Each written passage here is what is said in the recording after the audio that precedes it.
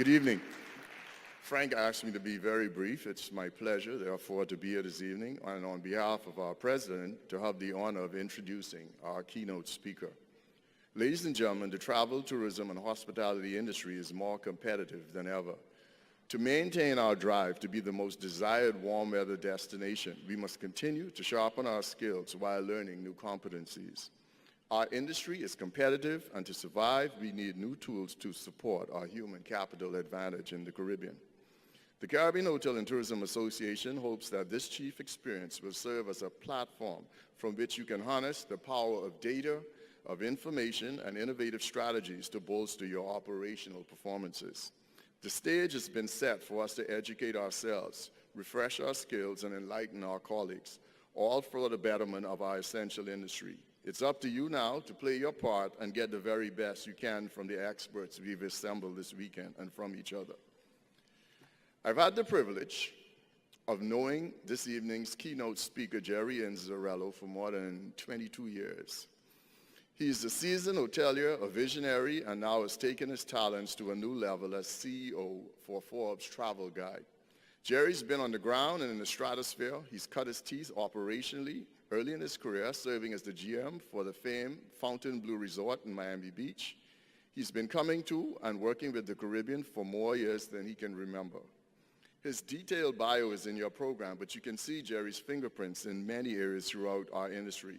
With hotels like Ian Schrager's Hotels, the Morgan's Hotel Group, which he founded, Four Seasons, Royalton and Paramount in New York, the historic Delano in Miami Beach, the Mondrian in LA, the Pioneer Resort, Sun City in South Africa, One and Only Resorts, and the Hilton chain. I know Jerry through his incredible work he did with Saul Kerzner in developing the Atlantis brand in the Bahamas and in Dubai, where I worked for 3 years, overseeing the operational aspects of his opening and daily business. Atlantis would not be the same without Jerry's fingerprints all over it. Jerry resides in New York with his wife, former CNN anchor Prudence Solomon, and their daughter, Helena, who was named by her godfather, the late Nelson Mandela. Jerry will tell us about his mandate for Forbes Travel Guide and offer insights into the challenges and opportunities for the Caribbean tourism industry. Without further ado, ladies and gentlemen, Mr. Jerry Inzerillo.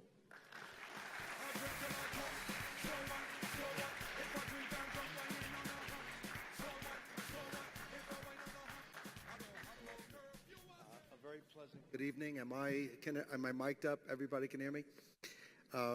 Stuart, thank you very much. One of my favorite moments of being an innkeeper is when I think about 22 years ago when I met Stuart. He looked the same 22 years ago, by the way. You know, I don't know what he's eating for breakfast, but it's obviously working. Maybe that has to do with hashtags or something like that, Frank. I'm not quite sure. But, you know, when I first met Stuart, he had that glimmer in his eye. He had that attention to detail and focus. And he is a professional who loved to serve, got enjoyment out of serving. And now, 22 years later, he's running this aircraft carrier of tourism, which is one of the most proud operations in one of the great areas of the world, the Caribbean, which I'd like to talk about. Before I do, I'd like to extend my own prayers and good wishes to the wonderful people of Barbados, and always great to be with you, Hugh. I know I'm looking forward to seeing Carolyn in the morning. And we have a very long association in history with St. Lucia. So for her and her leadership, the board, the staff, my congratulations and my warm regards. Speaking of visionaries, I want to thank Vanessa and Matt and certainly Frank. If it wasn't for Frank's leadership in the Bahamas, we would have never received our $400 million expansion to the airport. And that airport, I mean, great vision. Now, he'll be modest and say, you know, he had very little to do with it, and that's modesty. But his leadership in the Bahamas and with Bahamas tourism helped us position Atlantis, where we went from literally 700 employees to 9,000 employees, and it had a very profound impact on the economy, the region, and its reputation. I'd like to talk about that in 2 minutes, if you'll allow me. But for your leadership, Frank and Matt, Vanessa, I'd like to also say a very special thank you to the team at El Conquistador for the warm welcome. Dermot, thank you for your hospitality. It's a privilege to be back here. I remember coming to the reopening of it in 1993. So as Stuart mentioned, I had something very fun happen because my wife doesn't like when I tell this story, but May 2nd, 2017 is coming up quite quickly. It's my 50th anniversary in the hotel business. I started, thank you. I started cleaning tables May 2nd, 1967 at a hotel called the Gotham Hotel in Manhattan. And here it is 50 years later, and I'm still cleaning tables. And it's a lot of fun. But what's come of that 50 years is something that sometimes hotel students ask me. And I was in Dubai probably 8 years ago now, because we built an Atlantis in Dubai, which we could not have built in Dubai had we not perfected it where it was born in the Caribbean, okay? And so the leadership of Dubai asked me to give a talk to the students at the Technicon, and I said I'd be very pleased to. And when we got to the question and answers, and I hope after my remarks tonight, if you have any questions, I'd be delighted to share our insight on what we're doing. But a student got up, and the student said to me, you know, I'm studying accounting, and I'm thinking of changing my major to hotel and tourism administration. But I hear it's a hard business. I hear it's difficult. Is it difficult? And I said, well, it depends on how you look at it, right? Because I said, let me give you an analogy, a metaphor. Think that you're in a rowing race at the Olympic quality level, and there's only 2 boats left, and it's one for the silver medal, one for the gold medal, and it's a marathon Olympic rowing race. And you're rowing, and you're rowing, and you're rowing, and your legs are tired, and your hands are blistered, and you're exhausted, and you're behind the other boat that much, and you find a way just to suck it up and get through that, and you win. That's the hotel, that's tourism. He said, oh my goodness, that's difficult. I said, well, I left out a piece. In the Olympics, there's a finish line. In tourism, 49 years later, you're still rowing and rowing and rowing and rowing, right? So what happens is, if you're not prepared to row, don't get into this business, right? And then I said, without trying to be cute, I said, look, here's something that you have to understand about us innkeepers and us tourism people and us servants. Here's something that you have to understand.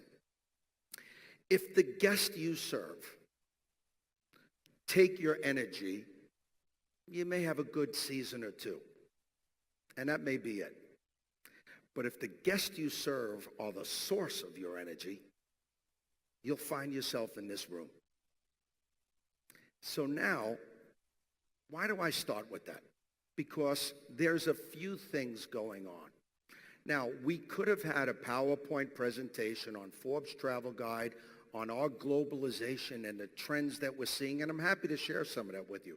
But when I was speaking with Frank and with Matt and Vanessa on the phone, I said, I think tonight might be more interesting if it's actually a conversation amongst those of us who are devoted to our guests, devoted to service, and devoted to tourism, okay? Now, a few weeks ago, I'm in Dubai, referencing it again, and I'm with a colleague of mine who has now taken over the World Tourism and Travel Association. Very, very important, probably the leading global governing body. Now, the good news about tourism is that it is now, some economists will dispute it a little bit here or there, but it's now 10% of global GDP. It is a huge global business that is not growing incrementally. It is exploding. This is a wonderful thing for all of us as a community because our industry now has the same impact as global automotive, global textile. So all of us in our businesses, car rental, cruise ships, restaurants, travel agents, hotels, we're taking care of our guests. We're busy. We have a hard enough time keeping up with TripAdvisor. You think we're going to study global macro trends of tourism? Come on, give me a break. But if you did study those, you would say, wow, are we in the right place at the right time? Because what's going to happen on travel in the next 5 years is breathtaking.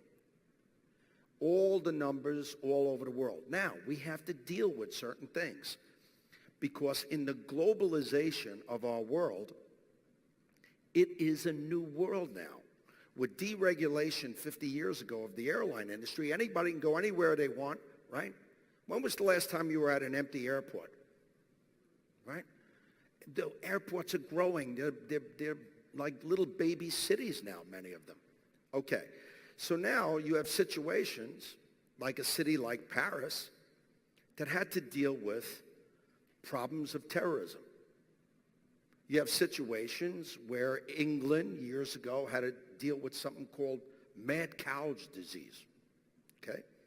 In the Caribbean, we have our own difficulties that we're dealing with right now. But this too shall pass because there's plenty of leadership that will devote the resources to overcome these difficulties as we learn to live in a new globalized society.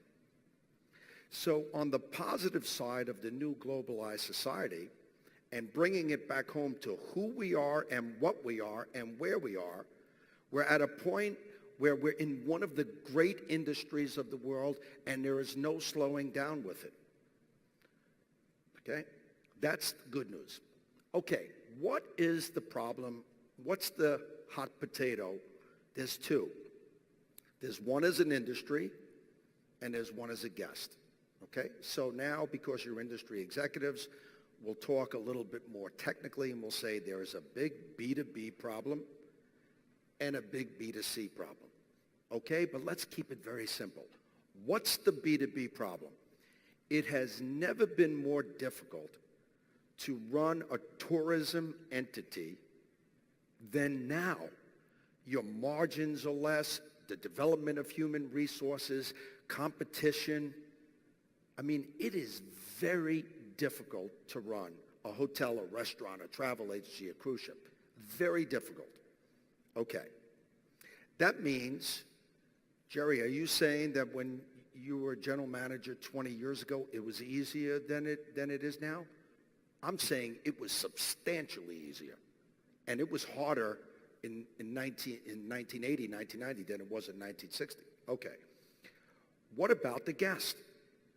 Well, I will tell you that you take a company like Priceline, who wouldn't have liked to have bought stock in that company 10 years ago? This is a $65 billion company. You look at Expedia, Trivago, you look at even TripAdvisor. These are huge, successful and powerful businesses. But they're not service-oriented businesses. They've become utilities where they actually don't care about the guest. They don't see them, they don't greet them, and they don't care about them. But they are super smart people. And you know what they're saying? We're going to take advantage of these global macro trends of tourism. We're going to take a big bite out of this apple. And if some people are unhappy with us in the big picture, who cares? They're coming by the millions anyway. Right? Okay. Well, you know what that did? It confused the daylights out of guests. And what happened with the global guest is the global guest is saying, I'm either angry or I'm confused. And what's the remedy? Okay, let's take a pause for a second. If you are at a point in your life where you could afford a Rolex watch or a Chanel handbag, Now watch how bizarre what I'm about to say to you is. Do you realize that if you walk into Rolex or walk into Chanel, you never walk in thinking, oh, well, I'm getting ready to pay $2,000. I wonder if I'm getting a real handbag today or the knockoff. You never think of that when you walk into these stores, right? It could be 100 brands, right? When was the last time you went into one of these great brand stores and you saw a big banner behind the counter that said 40% off this week? I would suggest to you never. When was the last time you went into one of those great brand stores and you heard the person next to you say, take $300 off the bag and I'll buy it? I would suggest to you, rarely, if not never. Why? See, no one has stopped in simplistic terms and said, why? Because what happened is that there was a deal, and that deal was, I know who I am, what I am, where I am in my life, and I want a Chanel bag or I want that Rolex watch. I know it's going to cost me more, but I'm going to pay you as my part of the deal, and you're going to give me what I want, and that's going to be a fair deal, and both parties are going to be happy. When you have that fairness in that deal, you don't have to discount it, and you don't have to negotiate on it, and you don't have to worry about it because you have no anxiety because the deal was kept. And I would suggest to you that the reason why these brands have this reputation is because they kept their promise for tens, hundreds, and millions of transactions over many years. Well, why am I bringing up Chanel or Hermes or Rolex? What does that got to do with us as tourism?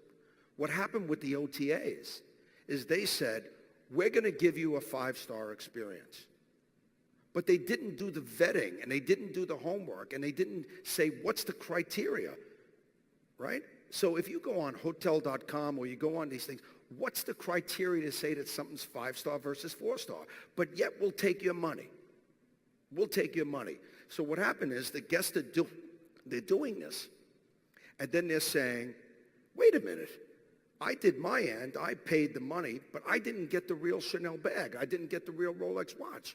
What's going on here? So now, take a pause. What's the good news? We are in the right industry, ladies and gentlemen, my friends. What's the challenge? It has never been more difficult to operate a tourism entity, and the guests who are willing to spend are confused, if not angry. What's the remedy? The remedy is that instead of being judgmental and critical of the industry, which star award programs were, when we, 58 years ago, were the mobile travel guide, you were a general manager. One day, a plaque came, a letter came. Congratulations, you're a 1, 2, 3, 4, 5 star. There was no 6, no 7. 58 years now. Okay? Great. Put the plaque up on the wall. If you were a 5-star, it was very, very exclusive. It was so exclusive and so coveted that if you were a general manager of a hotel in North America, mostly America and a little bit of Canada, and you won that 5-star, you probably got a bonus from your management company, a substantial bonus. That's how elite that prize was, right? But the problem was you didn't know who was judging you. You didn't know what you were being judged on, and you didn't know who was judging you, were they in the hotel business or not, and how's that fair? That's like going to the Olympics, not knowing what you're going to be judged on, not knowing who's judging you, and someone says, well, you got a gold medal. Well, how did I earn a gold medal? Well, we really can't tell you. That's FIFA. That's not, that's not the Olympics, okay? It's probably not fair, but probably is. All right.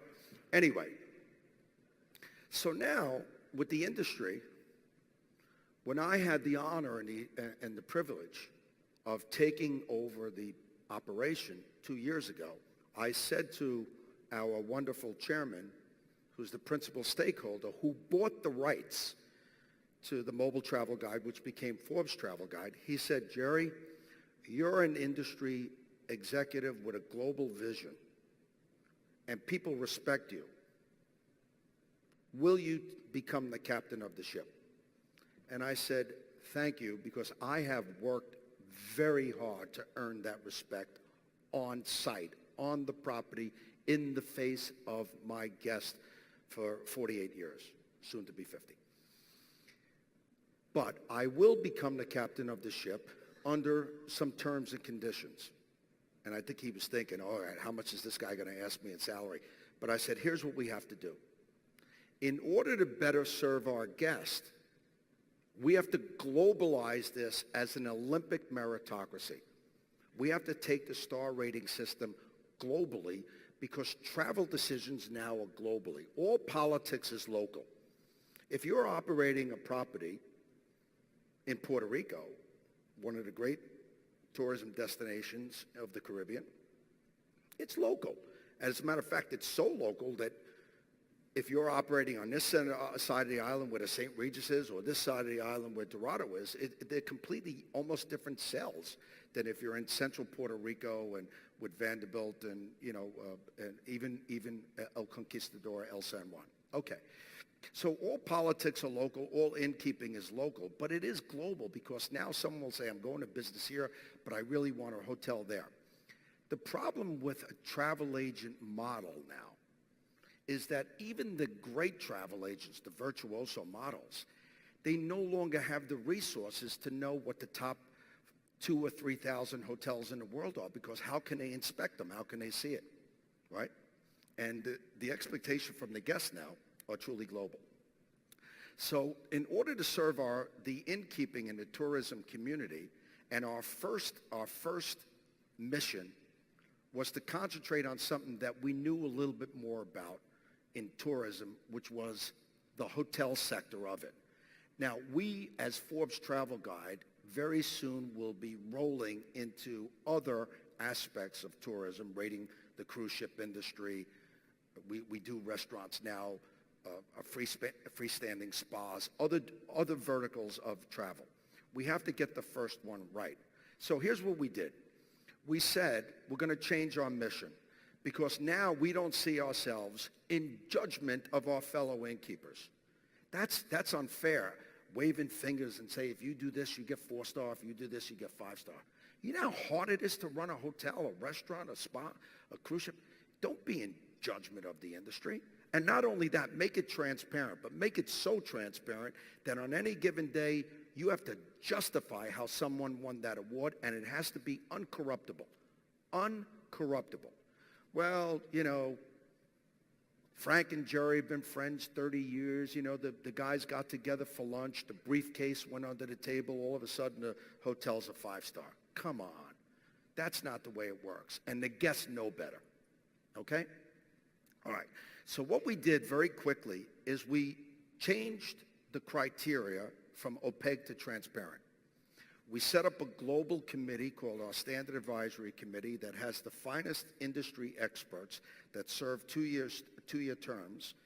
And they look at the 800 standards and they say, we can live with these standards, not to be judged on, but to be evaluated on, in which to earn that meritocracy, which will restore the credibility with that guest. And I'll get to that in 2 seconds, all right? So we transformed the system. We globalized it like the Olympics. We made it an uncompromised meritocracy. We put the industry to have a seat at the table, right? And then we said, you cannot work at Forbes Travel Guide going forward unless you have at least 10 years experience in the industry, because how are you going to assist your fellow innkeepers if you do not know the burden of innkeeping? What are you going to come from, the insurance business, and all of a sudden you're going to know what it means to be a general manager of a hotel? It's impractical. And you're going to judge that? That's like sending a gymnast to the Olympics and they're being evaluated by a diver. What does a diver know about a gymnast, and what does a gymnast know about a diver? That's not fair. So we did that. Now we have functional offices. One of this region's most competent executives, but not just competent in terms of experience and understanding of tourism and hospitality, but someone of exceptional character and relationship skills and empathy, and just a lovely human being is my colleague, Lourdes Halen, who's here tonight, who runs our business in the Caribbean, Mexico, Central, and South America. Divine human being and one of us, one of the best. Her mission is to serve our fellow innkeepers in this region. So instead of being in judgment, we see ourselves in the back of the house as innkeepers serving fellow innkeepers or tourism executives serving fellow tourism executives. But why go through all that work? That's a lot of work. Because now we have functional offices. Lourdes' office is in Miami, but we have functional offices now in Singapore, Hong Kong, Shanghai, Jakarta, Dubai, London. We have a big back-of-the-house operation in Atlanta. We are global now. And when the media calls us the Olympics of luxury hospitality, I am so grateful to our colleagues in the media because they've been very kind to bestow that, and we intend to live up to that reputation in ethics and in service to our industry. Why are we doing all this work? We've developed all these training products. We're now the world's largest trainer of luxury hospitality. On the tactical side, where we will come into the operations and train the staff on service, which is going up globally, and now digitally, where we've just perfected a new product, $60 million in the making, called Star Coach, where employees can have fun playing video games against themselves to measure reaction on problem solving and guest experiential situations. So now what we're doing with our global platform, and now what we're doing with our revenue, is we're throwing the revenue back to the company to develop products that will support our fellow tourism community, our fellow governments that are struggling or trying to perfect their strategies on how do we get more people to our country, because in getting more people to our country, what is the best way to show off our culture, our music, our food, our costuming, our dancing? Tourism is the single great ambassador of humanity in the world because it celebrates all the stuff that's in our soul. So now, it also not only does it accomplish that, look at the employment it creates, right? Every million new visitors is 119,000 new jobs, and you don't need a PhD in physics to come work in the hotel business. Look at me, a busboy. Okay? So we're now working with ministries of tourism and heads of state to help them with their tourism profiles. Why do all that work? Because we are the ones that the guest will say, I trust them, because in order to get that designation of a recommended status, 4-star status, or 5-star status, you had to earn it. Only one way on the team. Before I do a little pivot, it's not a joke, it's going to sound like one. You walk into a bar. You've been working all day, you're alone. You sit at a bar stool, and there's someone sitting next to you, and you realize that they're wearing an Olympic gold medal.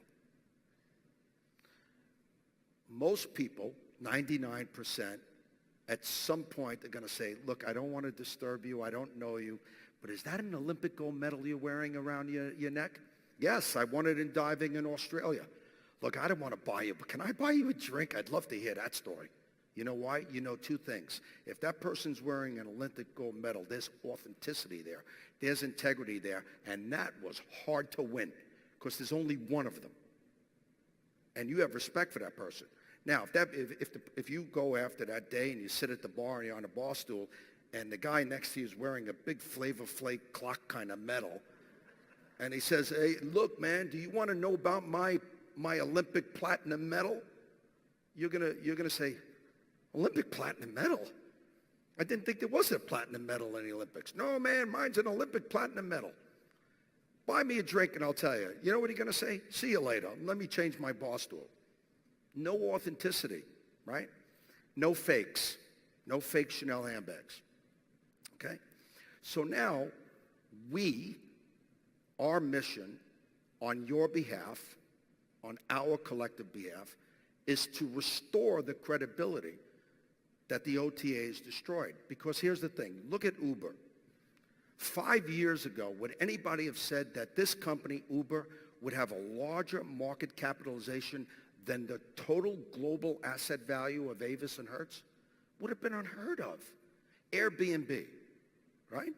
All the regulatory problems and, you know, I know you have sessions talking about it this week, all the truth in advertising problems, all the operating criteria problems, the linen was frayed, the place smelled like smoke, the dog bit me, you know, every kind of assumption of liability issues, bigger than most of the major global conglomerate hotel companies. Why?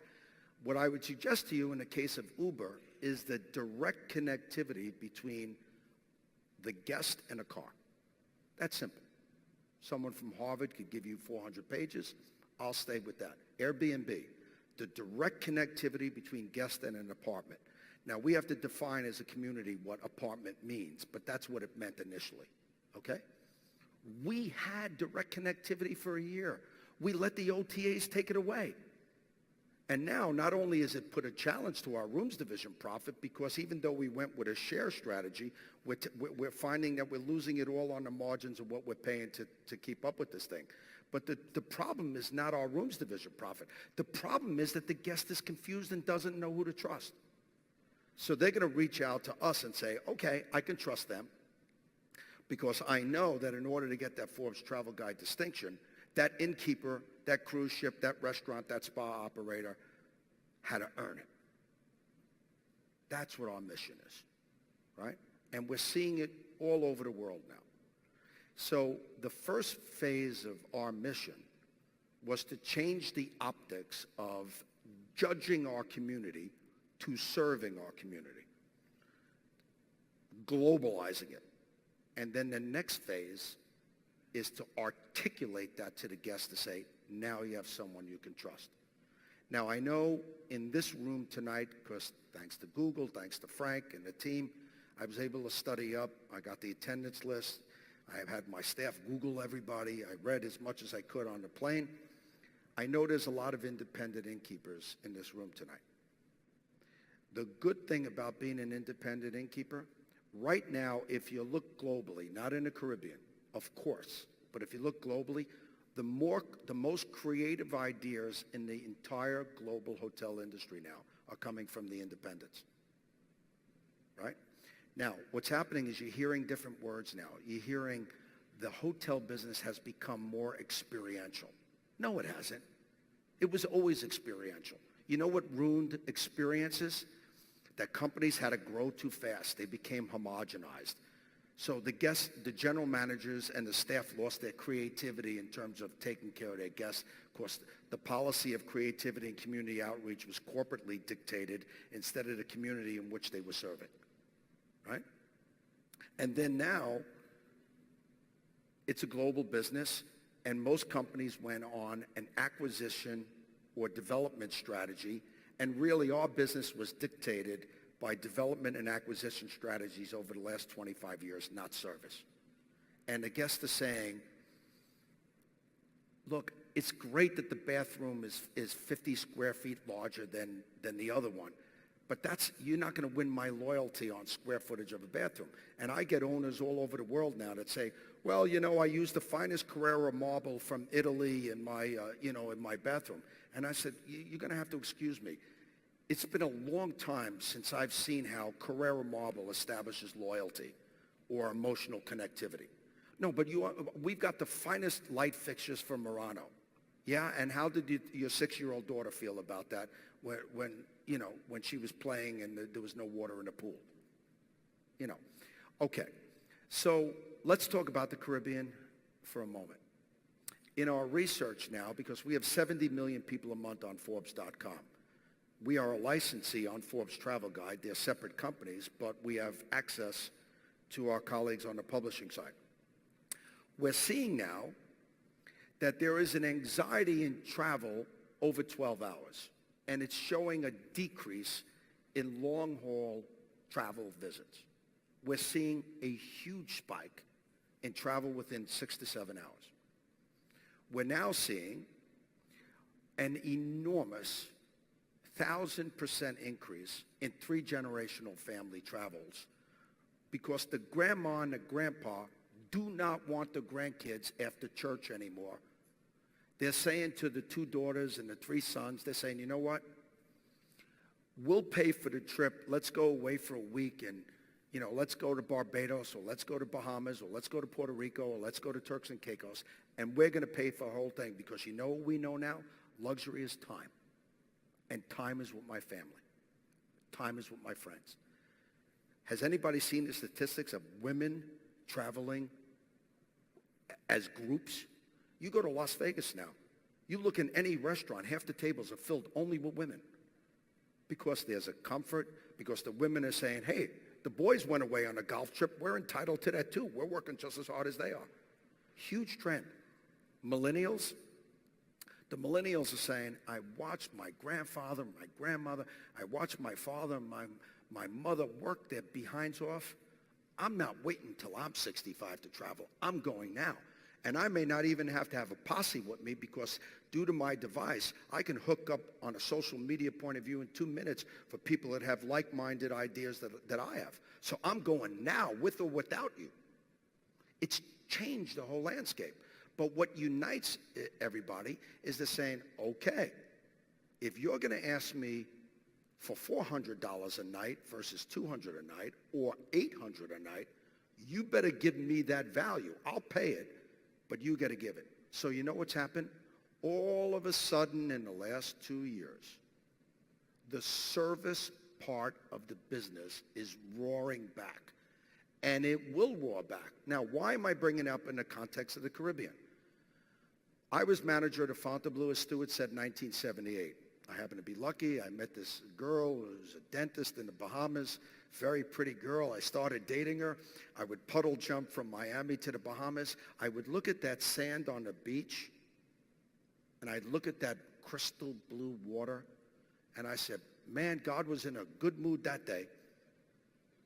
Because here we were, Miami Beach. Beach was in the name. It was Miami Beach. I looked at that beach, pretty good beach, not like the Bahamas. That's a good beach. You'd have to go halfway around the world to Seychelles, Mauritius, Maldives to get that quality beach. And it's all over the Caribbean. It's not just the Bahamas. There's 24 nations here that have equally beautiful beaches, okay? The problem in the Caribbean is that it's always faced inconsistency. And the global standards of expectations of service have increased. So if the region is going to compete with the other regions, knowing that there is an alignment between governmental strategies and private sector, this region, which is blessed and it is poised for its own explosion. Okay, now, do you have diminished RevPAR because of the encroachment of condos and Airbnb? That will be worked out in the next year or 2 or 3. That will be figured out in this realignment of governmental strategy to private sector. I would suggest to you that with your leadership, both organizationally and you on individual property, those things will be worked out. They feel painful right now because lift is up to the Caribbean. People to the Caribbean are up, but yet occupancies are down, average rates are slightly down, RevPAR's down. I would suggest to you, okay, let's be concerned about it, but let's not be terribly concerned about it, because that will come right. What I would be concerned about is how do we develop not expatriate people. The Caribbean had a long history of importing talent to provide the hospitality. People don't want that anymore. It is the obligation of us as tourism industries to develop our own people. We should have 200,000 Stuart Bows, not 1 or 2, right? So, absolutely. So, if you're in Bonaire or you're in Curacao, it is your obligation to develop your local talent, because they are the busboy that becomes the future leader. And to import talent as a method to raise the standards and train and instill self-esteem in our people by country to preserve the culture of that country. And those 24 countries are not the same. All those Caribbean countries are the same. Yeah, well, you haven't obviously traveled to the Caribbean, because those 24 nations, and maybe more, but the ones that I know, What's to make you, what gives you any think differently that it's not different than 24 nations in Europe? That's insulting. And it's our obligation to develop the next generations of people who will serve, because we're going to need them.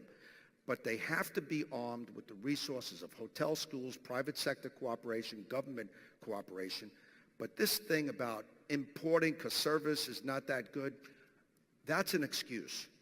You can import for a little bit of time, but it's our obligation to bring the service levels. And I will tell you, as someone who started coming to the Caribbean in the 1970s, we have the resources, we have the commitment, we have the soul to do it. Because when people come here, more than other places around the world, and there's some terrific places, trust me, I'm on a plane every day, you will be moved here. And the reason why you moved emotionally, you want to talk about emotional connectivity, is because this region has soul. And that's a bankable commodity, more than the beautiful turquoise waters. So now we got to take back this preoccupation on, if you build it, they will come. Or if you acquire it, they will come. That's true if you're the only one. But what happens if everybody builds it? How do you differentiate one over the other? It's going to come out of gracious anticipatory hospitality and service, the quality of your programming, and that someone says, I just feel better there. And those who are sophisticated travelers will reward you for that because they know it. And those who are unsophisticated will feel it. They'll feel it. They may not be able to articulate it, but they'll feel it. So I am super grateful to have had a chance to spend some time with you this evening. I give you my commitment as a servant that we are not here to judge our community. We are here to serve you. And we are doing our best to do it all over the world now, because our end game is to be your advocate to return that guest who will buy the RevPAR you're looking for in your community to match the commitment you made, just to match the commitment you made. So we're your advocates to restore that direct connectivity in our own way. So our support of you is omnipresent. Your support of us is appreciated, because the more we get supported, the more we channel what we have and turn it back into things that will serve you. It's self-serving. It's the Olympics, uncompromised. So I want to just say God bless you in your innkeeping. I want to say thank you. I have very strong emotional ties to the Caribbean. I hope you can feel it in my own spirit. I congratulate all of you on your leadership. And if there's any questions about our practice in the world, or anything you'd like to know about what we're seeing in our research, obviously Lourdes and I would be available on text or email. But if there's any questions tonight, I'd be delighted to answer anything that anybody, or any kind of talking point that anybody would like to have.